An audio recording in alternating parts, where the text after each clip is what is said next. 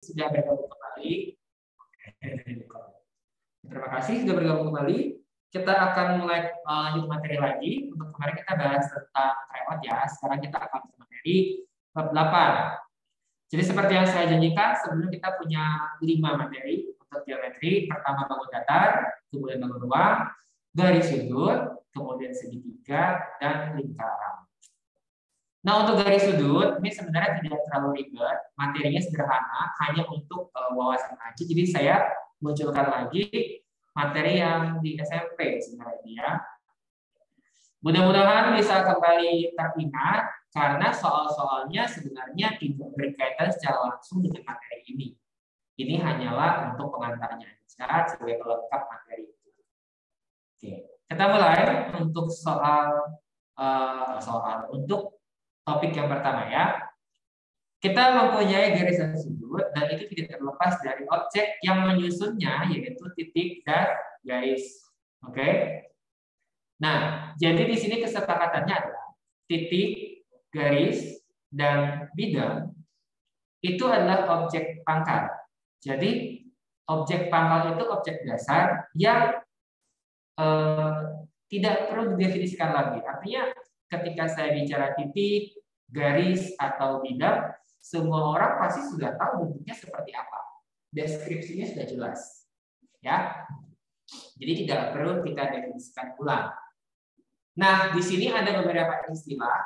Ini mungkin beberapa dari kalian baru tahu juga.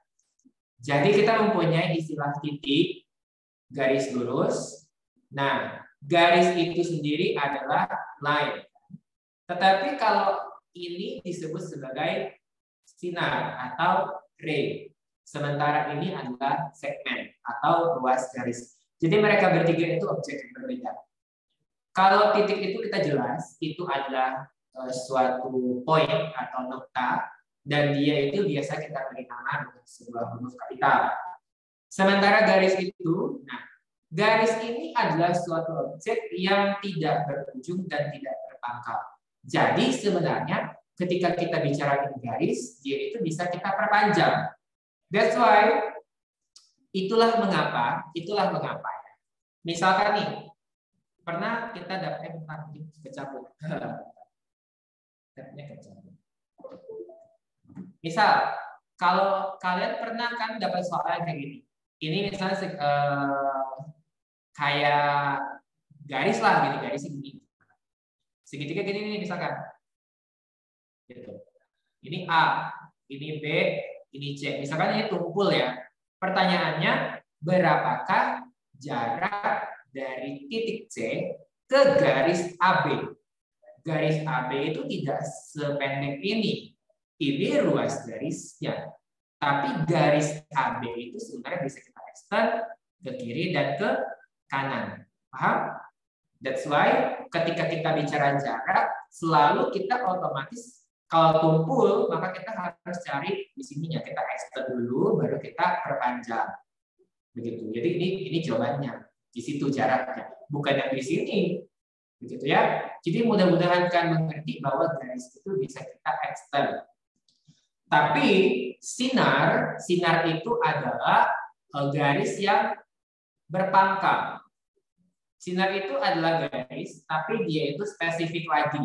Ada pangkalnya, dan si pangkal itu kita beri sebagai, kita namakan sebagai titik pangkal. Dan titik ujung itu sebagai patokan saja. Gitu ya. Ini bukan ujung banget, ini masih bisa dilanjutkan lagi. Nah, untuk yang ruas garis itu terbatas. Gitu. Nah, kamu lihat sih, simbolnya juga berbeda ya. Ini adalah simbolnya. AB-nya itu ada 2 panah di sebelah kiri kanan. Ini AB-nya 1 panah saja. Di sini tidak ada panah. Itu kesepakatannya. Makanya sebenarnya kalau penulisan garis misalkan jika AB sama dengan 2 cm itu salah sebenarnya. Harusnya jika panjang ruas garis AB, harusnya gitu. Panjang juga bukan pakai mutlak, tapi pakai simbol ini. Jadi panjang itu pakai ini double. itu istilahnya adalah norm gitu. Jadi kalau misalkan panjang vektor A, panjang vektor A saya tulisnya kayak gini.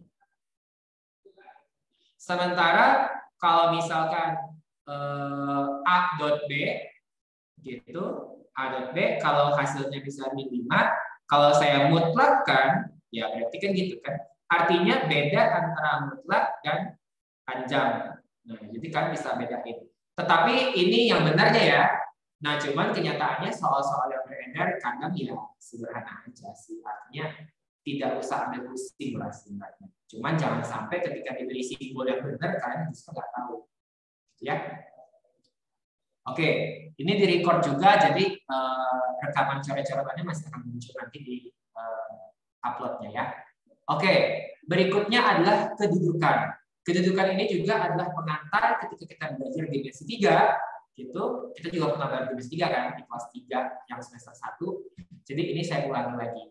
Ada istilah kedudukan, pertama titik dulu over yang lain. Pertama titik pada garis. Kalau pada garis berarti titik itu dilalui. Nah ini kenyataannya banyak yang nggak ngerti. Misalkan pertanyaan kayak soal UTBK. Manakah, misalkan ya soalnya ini. Manakah titik yang dilalui oleh garis dengan gradien 2 dan melalui titik 1,3 misal. Nah, kalau kita mau cari titik yang dilalui oleh garis ini, ya berarti kan kamu tinggal cari persamaan garisnya, kemudian kamu substitusi titiknya. Itu sesimpel itu. Kenapa disubstitusi? Ya karena titik itu memenuhi persamaan, ya kan? That's why titik itu terletak di sana, berarti dia dilalui. Kalau dia dilalui, berarti dia memenuhi persamaannya. Kayak gitu. Oke? Jadi meskipun saya bahasnya topiknya sederhana, tidak berarti bahasa di sini doang ya. Artinya bisa melebar ke mana-mana juga. Karena satu konteks. Kemudian kalau di luar garis, berarti tidak dilalui. Nah, ini kalian pernah ngerjain soal yang kayak ini. Arsiran. Pernah kan? Kalau kita mempunyai garis kayak gini, misalkan sumbu ya. Kayak gini misalkan. Ini. Terus saya gambarlah persamaan ini. X kuadrat tambah Y kuadrat kurang dari 1. X tambah Y lebih dari 2 misalkan. Arsir. Cari daerah himpunan penyelesaiannya. Bingung pasti. Padahal itu jelas dari situ topiknya. Titiknya di dalam atau di luar atau pada. Nah makanya pertama gambar dulu garisnya. Oh X kuadrat tambah Y kuadrat 1 itu lingkaran. Kalau kita gambar garisnya ya, kurvanya ya. Itu kan lingkaran. Oh gambarlah lingkaran. Misalkan kayak ini. Gambar dulu ya, kan objeknya dulu. Oh ini X tambah Y lebih dari 1, 2. Berarti ada 2 tuh. Jangan 2 lah, 1 aja ya, biar potong ya. 1. Berarti gambarnya seperti ini. Potong di sini ceritanya. Arsir sekarang. Cara arsir itu kan sederhana. Sekarang logika ya. Kalau titik itu ada di luar garis, di luar kurva secara umum, berarti dia memenuhi persamaan enggak? Enggak. Ya kan? Atau kalau dia terletak di luar, berarti kan dia memenuhi pertidaksamaannya. Nah, sekarang misalkan kita ambil titik 0,0. 0,0 ketika saya substitusi ke sini, benar atau salah? Kan gitu. Benar nggak? 0 tambah 0 kurang dari 1 nggak? Iya. Maka ini daerah himpunannya. Daerah himpunannya. Nah, saya kan mau cari yang benar. Ya kan? Biar tidak mengotori coretan saya arsir yang salahnya aja.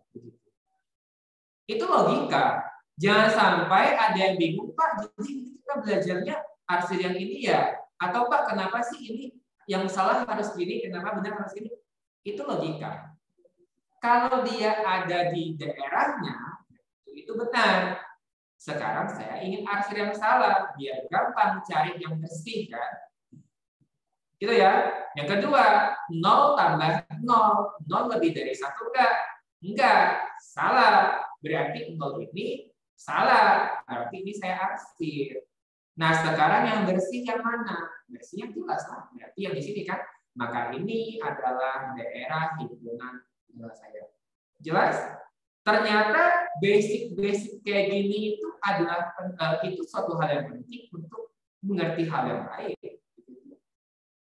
Cuman sesimpel mengetahui titik itu ada di garis atau di sebelah kiri atau di sebelah kanan itu jelas loh.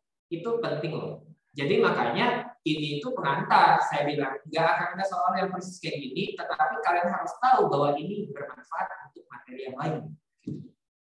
Ya, seperti ini kan saya menguji titik. Menguji titik apakah titik itu ada di sebelah kiri, di daerahnya atau enggak. Atau dilalui garis itu atau tidak. Oke? Nah, tadi hubungan titik, sekarang hubungan garis. Bentar, drawingnya.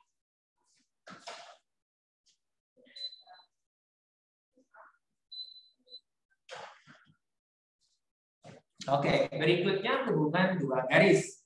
Dua garis jelas karena ini pernah kita bahas juga. Pertama, garis itu berpotongan. Kalau garis itu berpotongan, berarti dia mempunyai sebuah titik persekutuan. Jadi persekutuan itu adalah perpotongan dua buah unsur. Dua buah unsur. Jadi kalau bidang sama bidang berpotongan pasti jadi garis. Garis sama garis berpotongan pasti jadi bidang, jadi titik begitu. Jadi persekutuan itu sesimpel itu. Jadi kita cari persekutuannya. Biasanya dengan cara mensubstitusi persamaan yang satu ke persamaan yang lain. Bisa substitusi atau eliminasi variabel. Yang kedua, itu adalah berhimpit. Berhimpit itu sebenarnya sama.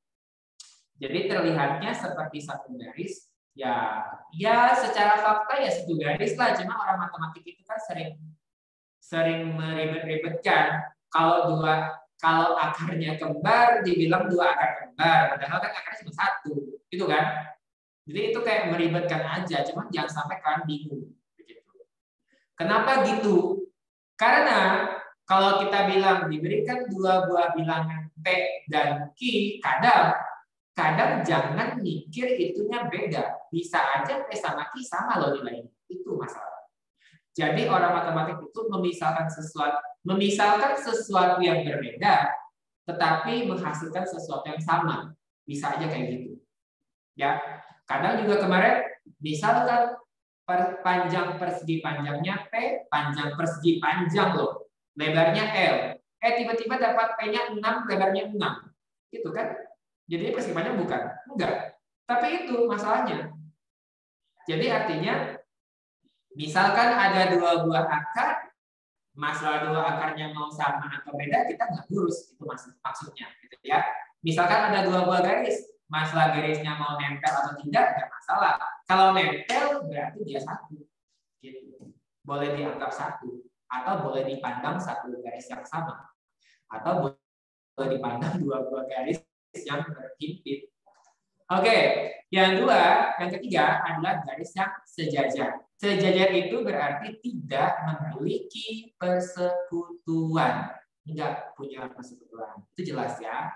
Nah, tetapi kalau di dimensi 3 ada istilah bersilangan. Kenapa? Karena dia itu bersilang itu karena dia itu tidak terletak di bidang yang sama. Perhatikan ilustrasinya.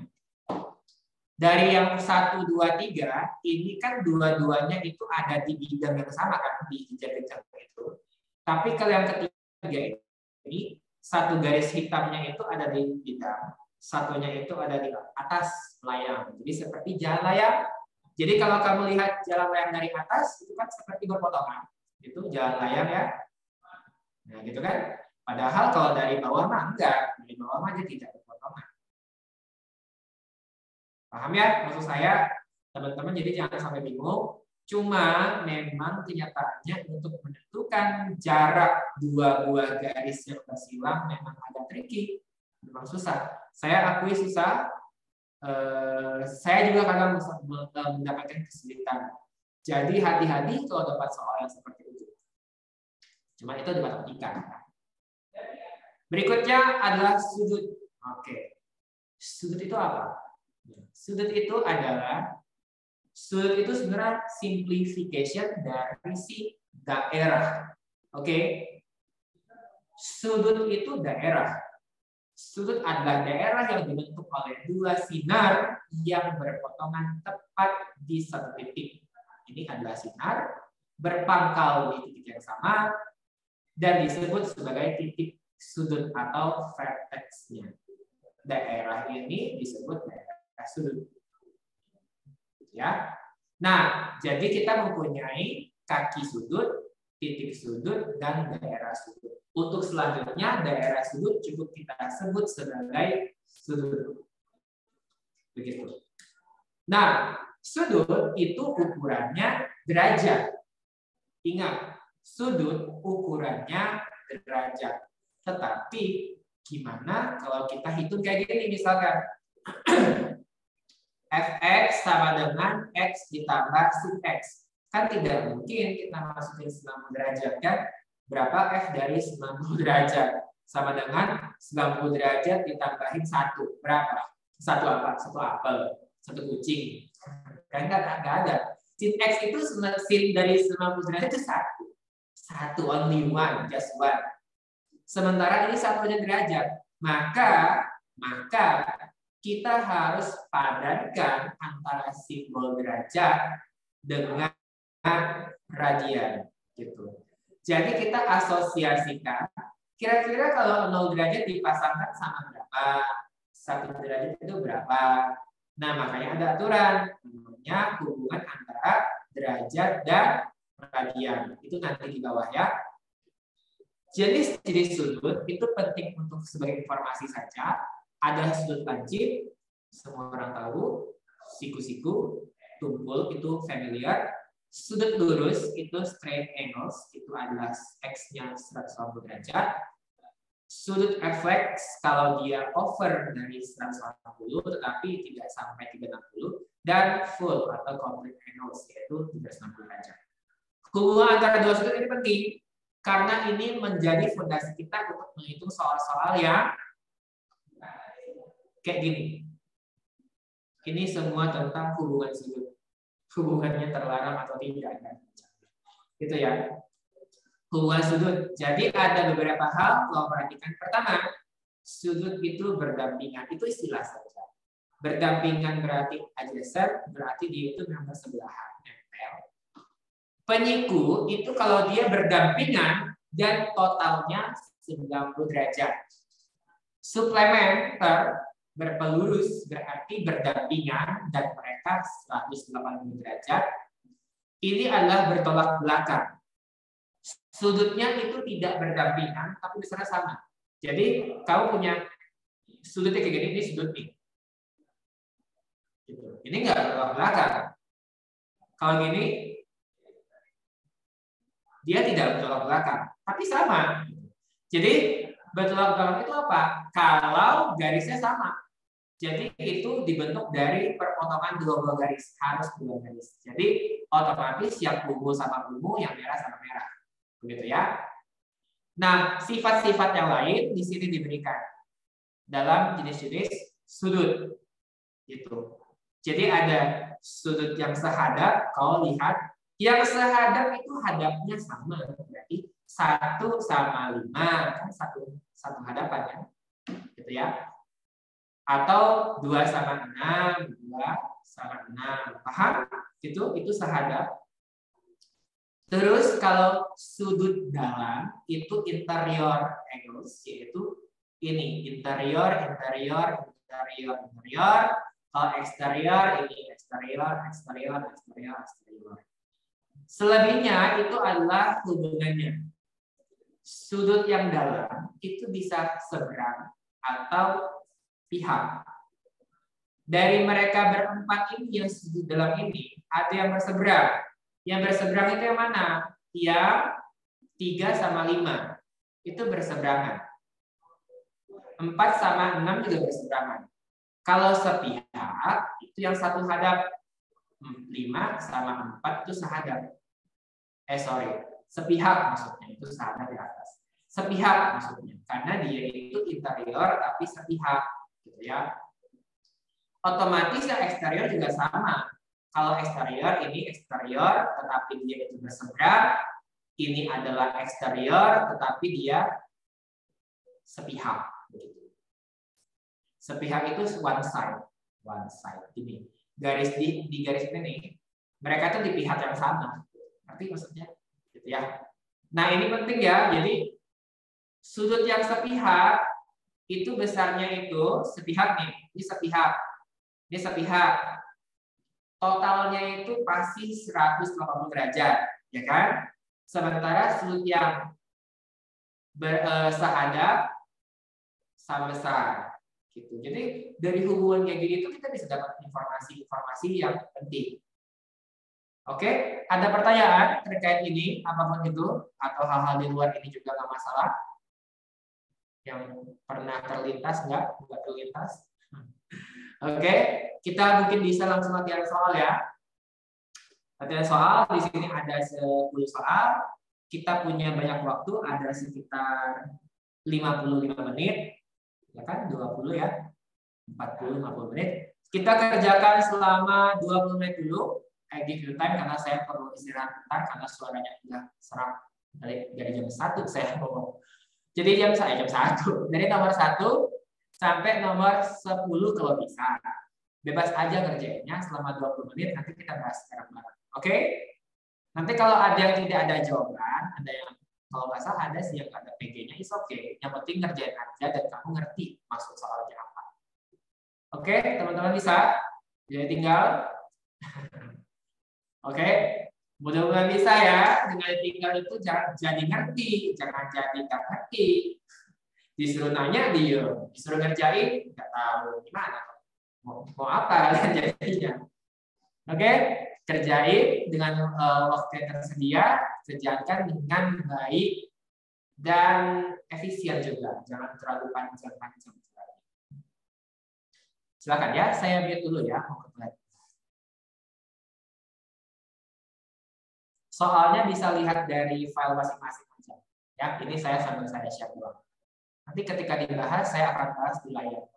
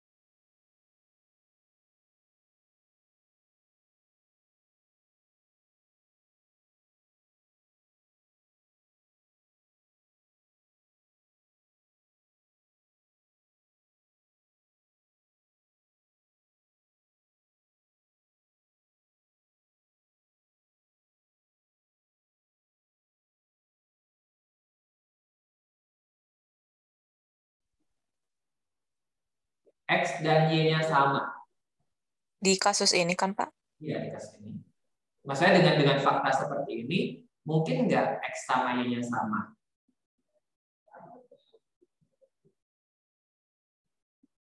Disamakan, berikan nilai yang sama. Kalau X sama dengan Y, akibatnya apa? X 90 dan 2X, 3X-nya bisa. Begitu? Bisa. Artinya dengan kalau kebetulan X-nya itu di 60 derajat, ya betul kan kalau secara fakta kan 60, 60, 60, 60. Berarti kalau selain 60 dia akan berbeda. Kalau X-nya 60, maka X-nya itu Y. Kalau X-nya bukan 60, maka X-nya bukan Y. Sehingga jawabannya adalah yang B. Gitu. Ada pendapat? Silakan. Pertanyaan, ingat ya, kalau Jadi karena kurang informasi ya, Pak? Gimana? Jadi, karena kurang informasi jadi nggak bisa ditentuin kan? Ya, bisa karena itu justru gini. Jadi kalau dia bisa ditentukan, maka opsinya ABC. Jadi kalau dia tidak bisa ditentukan karena adanya ambigu tadi, bisa sama, bisa beda. Kalau namanya beda itu kan lead ke fakta bahwa bisa aja kurang dari atau lebih dari, begitu kan? Artinya kita masih belum bisa menentukan 1, 2, 3 ini mana yang benar, begitu. Nah, otomatis kita bisa asumsikan kurang informasi. Atau dalam kasus ini hubungannya itu tidak dapat ditentukan karena pilihannya beredar juga bilang informasi yang diberikan tidak cukup untuk menentukan hubungan kedua kuantitas. Betul, Hasna? Ya. Ya, jadi harus bisa memikirkan alternatif seperti ini ya, bahwa mungkin saja sama. Nah, jadi untuk memahami ini, kalau kalian merasa oh Y-nya 180 per 2X seolah-olah kayaknya Y lebih besar deh gitu. Kayaknya. Oke, itu keyakinan kita. Kemudian kita asumsikan misal ya. Kalau misal nih, jadi misal. Nah, artinya kalau pemisalan kita ini bisa menghasilkan sesuatu yang make sense, ya berarti nggak salah-salah amat misalnya, sah-sah aja. Begitu maksudnya. Tapi dengan kita memisalkan, kemudian dia kayak misalkan Hasna bilang, saya nggak tahu sih gimana caranya, tapi maksudnya misalkan somehow dia hasilnya negatif, misalkan nggak masuk akal. Nah berarti pemisahan kita tidak masuk akal sehingga tidak mungkin terjadi. Berarti pasti ada jawabannya. Ya, maksudnya pasti ada itu either A atau C, A atau B berarti maksudnya. Cuman kasus ini kan dia bisa sama, bisa beda. Oke, nomor 2. Kalau nomor 2 ada yang bisa memberikan argumen.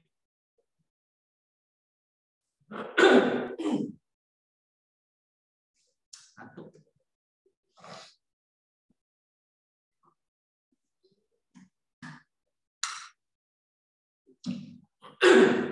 Informasi mana yang mengunci nilai dari X tambah Y?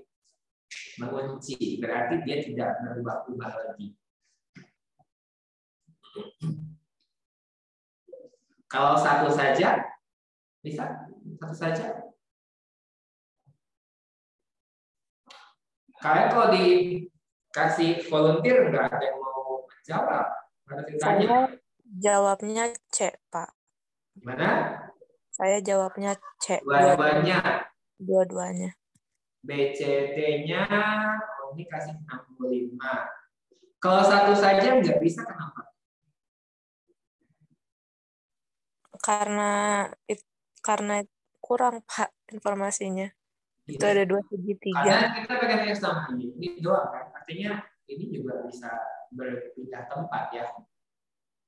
Kalau ADW-nya 35, sini. Bisa nggak? Apa yang kita dapatkan di sini?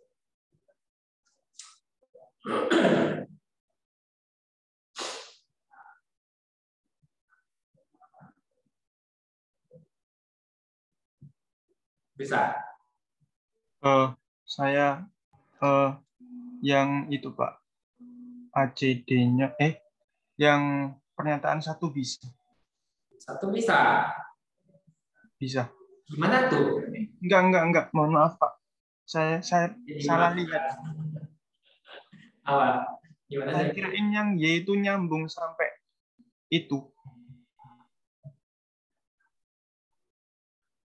Nyambung yang mana ya? Enggak bisa Pak.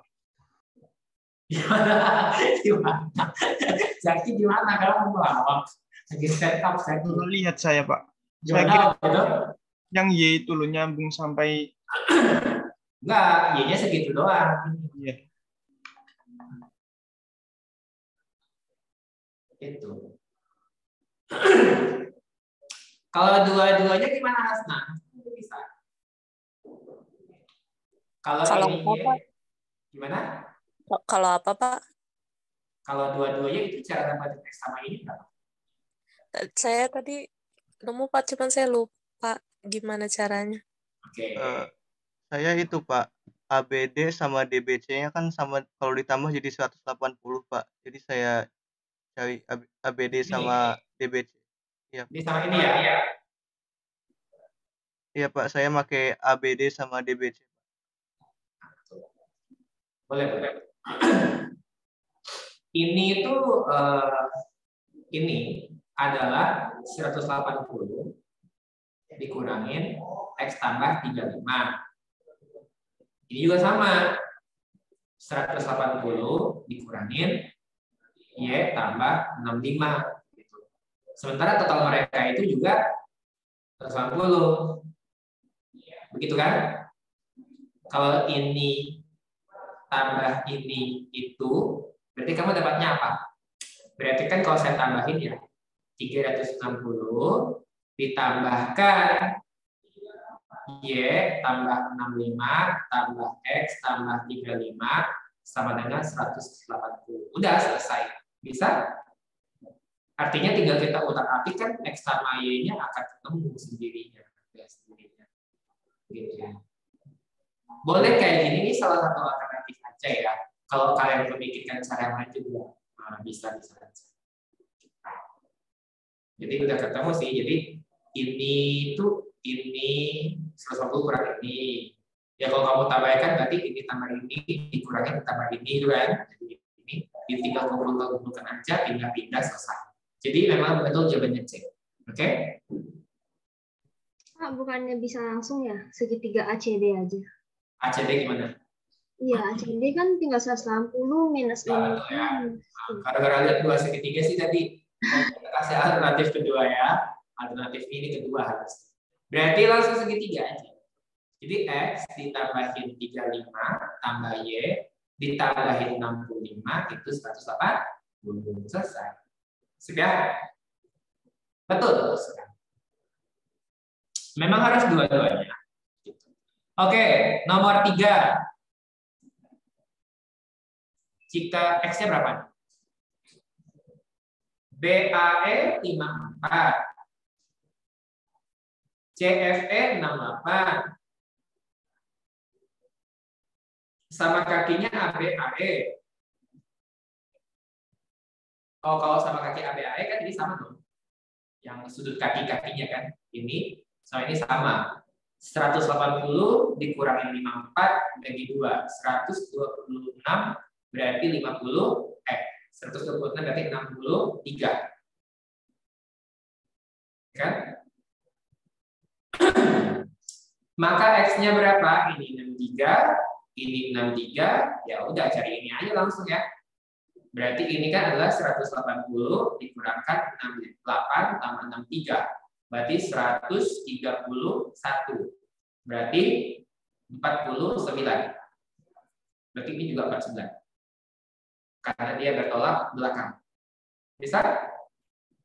Bapak tadi nyari sudut S sama B-nya itu 180 dikurang 2X sama dengan 54 atau gimana Pak tadi? Oh, cari ini nih.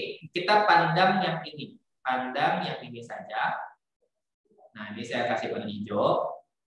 Nah, karena dia sama kaki, berarti sudut ini sama. Ya kan? Berarti ini tuh sama masing-masingnya itu adalah 180 dikurangi 54 bagi 2. Gitu. Oke, Pak. Ya. Nah, bisa? Bisa, Pak. Jadi 180 ini tulislah 180 dikurangi 54 dibagi 2. Gitu. Hasilnya itu 63. Ini kan 126 ya, bagi 2 itu ya. Memang susah gampang sudut itu, harus bisa visualnya. Oke, next. Nomor 4. Nah, 4. Gimana lagi? Y-nya jelas. Kalau Y dapat, X dapat, ya kan? Jelas lah ya bisa ya. Dari gambar udah jelas ya X sama Z ya, X-nya lebih kecil dari Z ya. Karena kenapa jelas? Kenapa dia nggak berubah-ubah? Ya karena kalau ini adalah ini jejer genjang nggak? Ya asumsinya mungkin jejer genjang ya. Kurang informasi sih ini saya akui. Harusnya ada keterangan ini adalah jejer genjang. Kalau ini jejer genjang berarti ini sejajar, ini sejajar. Kalau sejajar berarti ininya pasti sama. Sementara udah jelas ya, berarti Z itu kan 2X. Ya pasti akibatnya si Z itu akan 2 kali X kan. Berarti lebih besar dari X. Dari gambar juga jelas sih sebenarnya. Oke, X kurang dari Z, jadi jawabannya adalah yang B. Betul? Oke, setuju ya. Nomor 5. Nah, 5 ini bisa nggak ya? AD, BD. Ini sama. BAD-nya 55. Nah, ini sama kayak tadi. Kita perbesarnya biar bisa kelihatan. Nah, itu. X kebesaran. Nah, baik lagi. Oke. Ini ADBD berarti ini 55. Ini juga sama. 55. CBD-nya 45. Berarti kan totalnya itu 100.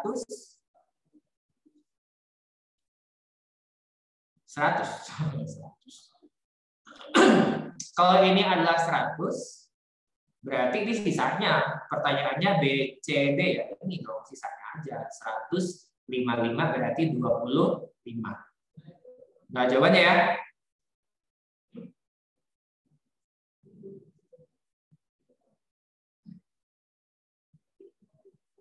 Setuju? Kalian jangan main setuju aja. Betul nggak? Oh, saya sama Pak jawabannya. Saya kira saya salah. Ya, saya ada tadi saya bilang sih ada yang ada jawabannya, tapi nggak harus yakin. Ya memang kekurangan saya adalah saya ambil soal dari bab soal yang saya ketik, tapi saya nggak ngerjain dulu gitu. Karena ya dibilang ada waktu bukan sih, karena males ngerjain, karena saya pikir bakal dikerjain juga. Jadi kalau misalkan saya lebih fokus kepada caranya. Jadi kalau ada jawabannya bagus, kalau nggak ada ya berarti kita gitu. Oke. 6. X berapa? X. Ini pakai sifat pelurus. Sudut berpelurus. X pasti dimanfaatkannya dari sini. Harus tahu dulu kan? Nah, otomatis kita cari dulu. Ini 63, berarti ini berapa? 117. Betul ya? Ini 87, berarti ini adalah 93. Ini 80, satu buah persegi, satu buah segi 4, itu sudutnya 180. Kenapa? Karena segi 4 itu terdiri dari 2 buah segitiga. Nah, gitu. Jadi ini A, ini tambah ini 180. Ini tambah ini 180. Ya kan? Berarti ini tambah ini tambahin ini, tambah ini, 360. Paham? Oke. Berarti 117 tambah 93 udah berapa? 210. 290. 290 tinggal 70 ya ini ya. Nah, berarti ini 110 lagi. Gitu. Surah saya agak serah ya. 7 juga sama. Nah, 7 ini kita skip aja karena ini kayak saya udah ada cari kemarin di kelas lain itu enggak ada pilihannya dan makin ribet doang. Artinya dia nggak ada jawaban, hanya mencari kesesuaian antara hubungan antara A, B, C dengan si X. Jadi bisa dicari sebenarnya tapi tidak pilihan. Ya. Caranya ya gini aja. Ini A, berarti ini A. Saya tunjukkan aja ya, ini A. Kalau ini C, berarti ini kan 180 dikurang C. Gitu. Kalau ini B, berarti kan sisanya lagi kan di sini kan. Nah, ini itu berarti adalah 180 dikurangi B, kurangin lagi 180 dikurang C. Nah, gitu. Jadi ini tuh sebenarnya adalah B tambah C jadinya. Min ini kan dikurang ya. C kurang B. Nah, gitu. Di sini. Berarti ini adalah C kurang B juga. Ya kan?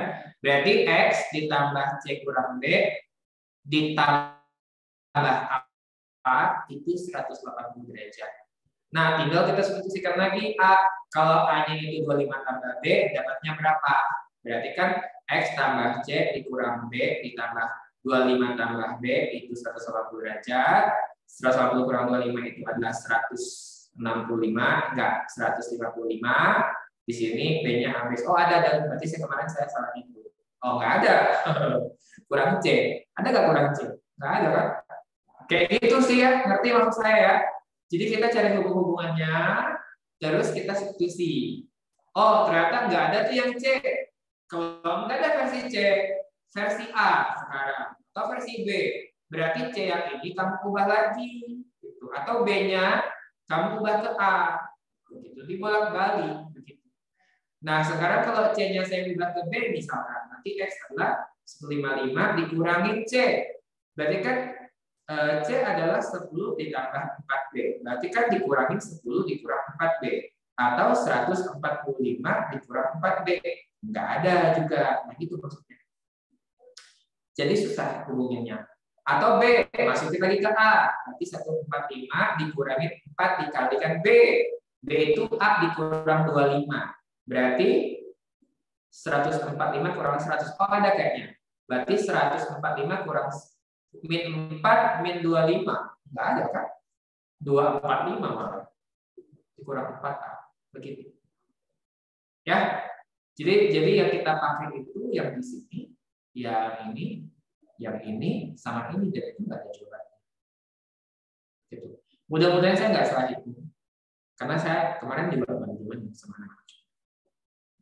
Ya. Nomor 8. Nah, 8 itu bisa. Ada yang ketemu? Apa? Kalian hitung dulu ya. Kok pipis. Sudah ada air banyak.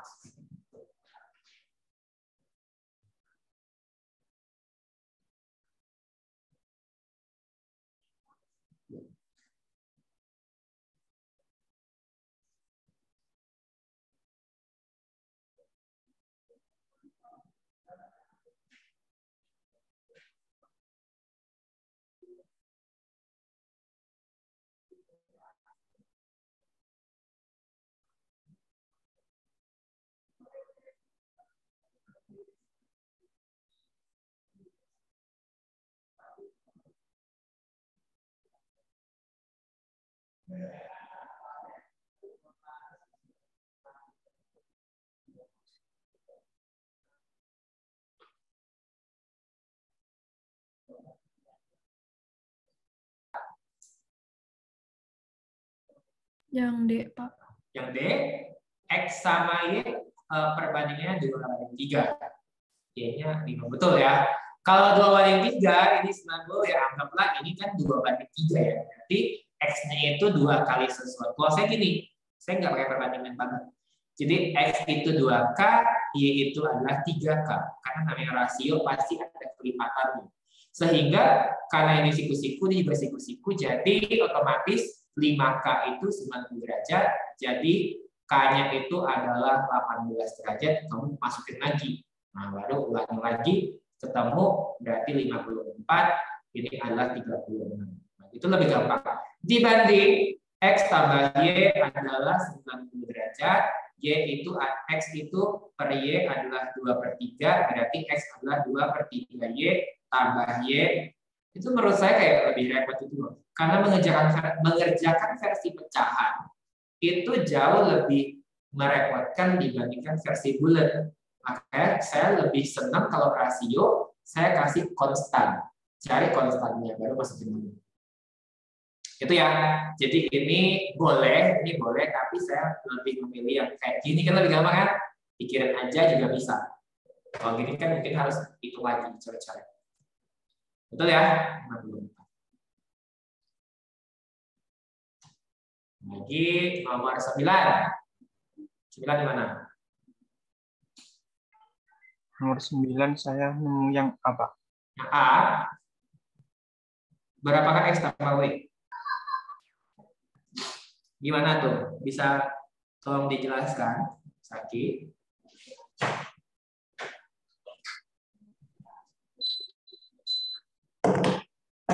Itu buat garis itu lagi Pak di yang Y sama Z dibuat ditambahi garis D sama D sama C ya. Iya, di situ. Kita buat sebuah garis yang sejajar AB dan EF lagi. Ya memang itu salah satu trik untuk kerjain soal kayak gini, kita buat garis yang sejajar. Nah, gitu. Saya nggak bisa buat garis sejajar karena ini bukan garis.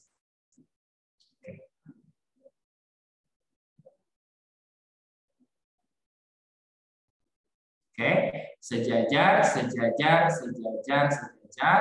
Nah, sekarang otomatis dari hubungan ini kita bisa melihat bahwa kalau ini X, gitu, berarti ini adalah 180 dikurang X, karena dia adalah sudut sepihak, ya kan? Sudut dalam sepihak.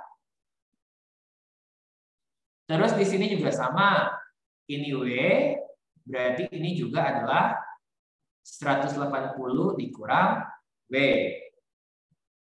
Begitu. Ada lagi yang bisa kita pakai? Gimana?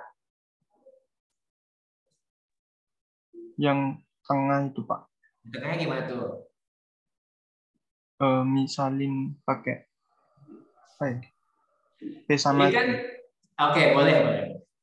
Jadi ini misalkanlah sebagai P, ini adalah Q. Berarti P pakai warna merah, ungu aja. Berarti P ditambah ini kok pennya kayak tebel banget ya. Berarti P ditambahkan dengan 140 dikurang X, itu kan adalah si Y toh. Berarti P-nya itu adalah 140, salah. Berarti P-nya itu adalah X tambah Y kurang 180. Lanjut lagi. Q versi Q. Q itu adalah ditambahkan 180 kurang W adalah si Z. Ini kayak gini ya, maksudnya kalau cara lain nggak masalah. Oke. Q-nya berarti W ditambah Z dikurang 180 derajat. Nah, sementara W tambah Q juga itu kan 180 juga. Ya toh, karena mereka sama-sama sepihak juga kan. Nah, berarti akibatnya adalah si P itu ditambahkan si Q sama dengan 180 derajat. Otomatis apa? Kalau kamu pengen cari X tambah W, X tadi itu tambah terus. Berarti X tambah W itu sama aja 180-nya 3 kali, berarti dikurangkan dengan Y tambah Z. Gitu. Dengan demikian, kita bisa mencari nilai X tambah W kalau Y tambah Z-nya atau masing-masingnya kita tahu. Dan ini udah diakomodasi di bagian statement pertama, yang mana Y tambah Z-nya udah ada value-nya. Otomatis X tambah W pasti ada value juga. Jadi 1 aja cukup. 2 aja nggak akan bisa.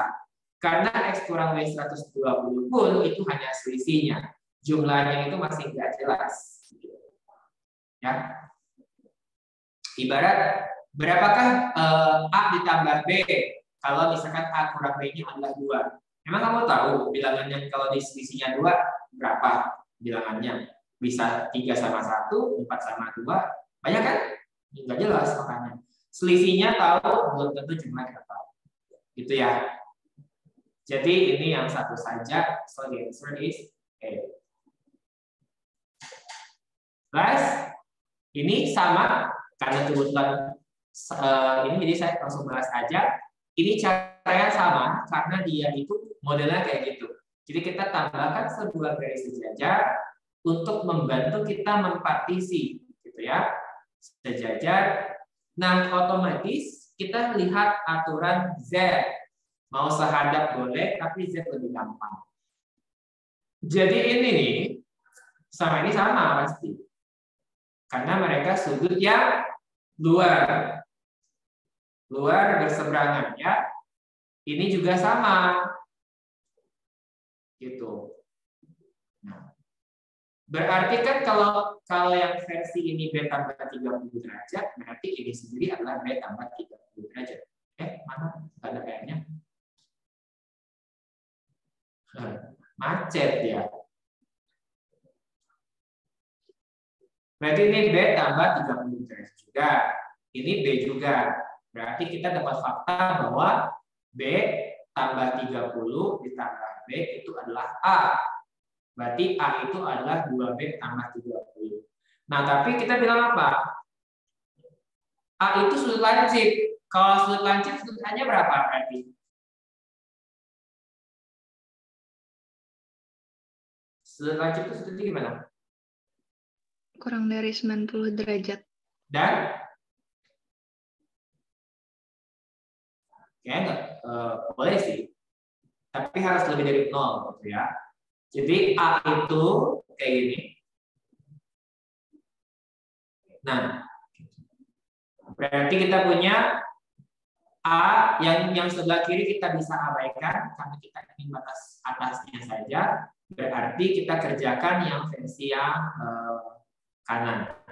2B ditambah 30 kurang dari 90 derajatnya saya abaikan. 2B kurang dari 60. B-nya kurang dari 30 derajat.